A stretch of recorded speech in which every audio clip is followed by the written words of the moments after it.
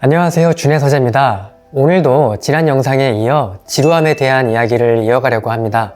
지루함도 감정의 한 종류인데요. 그런데 우리는 지루함을 분노나 우울, 공포, 슬픔 같은 다른 감정에 비해 눈여겨보지 않고 있습니다. 왜 그런 걸까요? 그 이유는 지루함이 다른 감정만큼 격정적이거나 파괴적이지 않아서라고 하는데요. 그래서 지루함을 감정 없는 감정이라고도 표현하죠.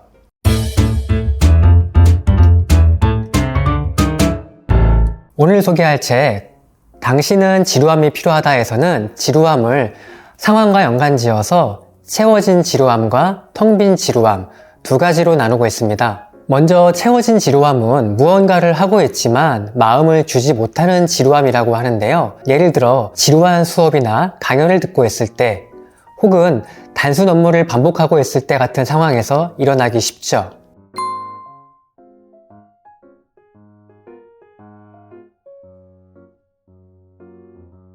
반면 텅 빈 지루함은 아무것도 하고 있지 않을 때 경험하는 지루함인데요. 정류소에서 버스를 기다리거나 은행 등에서 번호표를 뽑고 대기하는 상황에서 일어날 수 있죠. 그런데 많은 이들이 낮에는 채워진 지루함을 경험하다가 자유시간에는 텅 빈 지루함에 빠지곤 하는데요.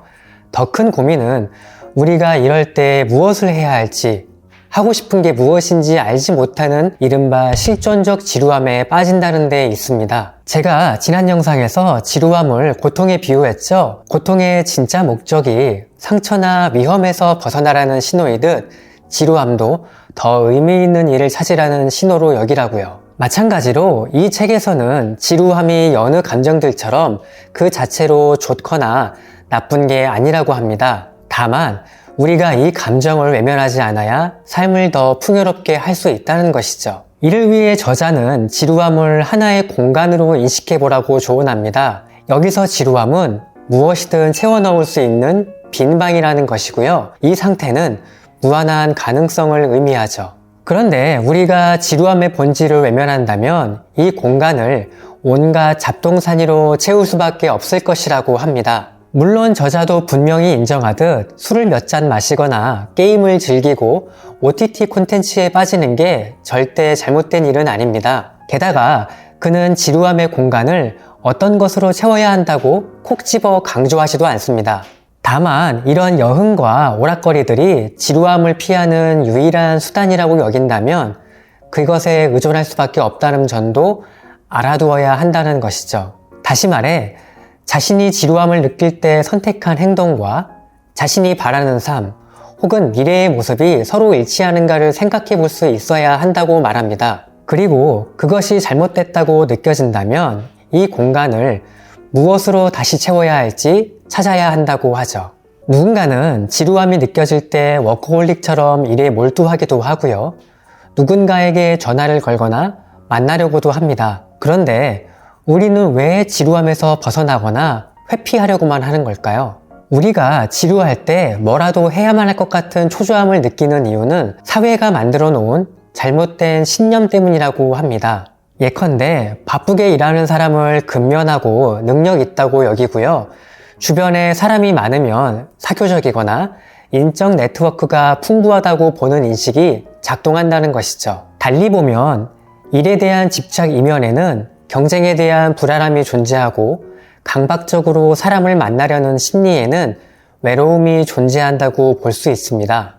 그리고 지난 영상에서도 언급했듯 인간은 원래 진화적으로 지루함을 견디지 못하게끔 만들어졌다고 하는데요. 그 덕분에 도구를 발명하거나 예술 활동을 할 수 있었다는 것이죠. 이 책의 핵심 메시지는 지루함 그 자체를 받아들이라는 건데요. 이를 위해 저자는 하루 중 일부를 지루함의 공간으로 만들어 보라고 조언합니다. 예컨대 잠자기 한두 시간 전이나 기상 직후 등 자신에게 적절한 때를 골라 아무것도 하지 않는 시간을 갖는 건데요.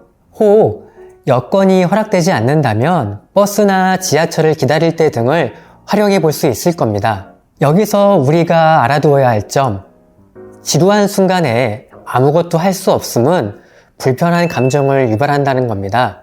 예술가나 크리에이터가 아닌 이상 이 텅 빈 공간을 처음부터 흔쾌히 받아들이기란 쉽지 않죠. 생각해보면 인간을 지배하는 것은 상상력입니다. 많은 사람들을 매혹시킨 콘텐츠들이 바로 상상력의 산물이죠. 그리고 상상력은 지루함이라는 창의적 공간에서 탄생한다고 할 수 있습니다. 우리가 마음껏 몽상하거나 주변을 탐색하고 내면을 들여다보려면 지루함이라는 빈 공간이 필요합니다. 매 순간 바쁘게 일하거나 누군가를 만나고 스마트폰을 보면서 시간을 소비한다면 창의적인 발상이 끼어들 틈이 없을 거라는 생각이 듭니다. 앞서 말씀드렸듯 인간의 정신은 지루함을 좋아하지 않게끔 진화했습니다. 그래서 끝으로 저자는 역설적이지만 아주 의미 있는 조언을 던집니다. 바로 우리가 지루함을 받아들인다면 숨겨진 창의성이 지루함에서 벗어나기 위해 힘을 발휘할 것이라고요. 여러분 어떠셨나요? 지루함을 조금은 다른 관점으로 바라볼 수 있으면 좋겠습니다. 저는 다음에도 유익한 책 이야기로 다시 찾아올게요. 오늘 이야기는 이것으로 마치겠습니다. 그럼 안녕!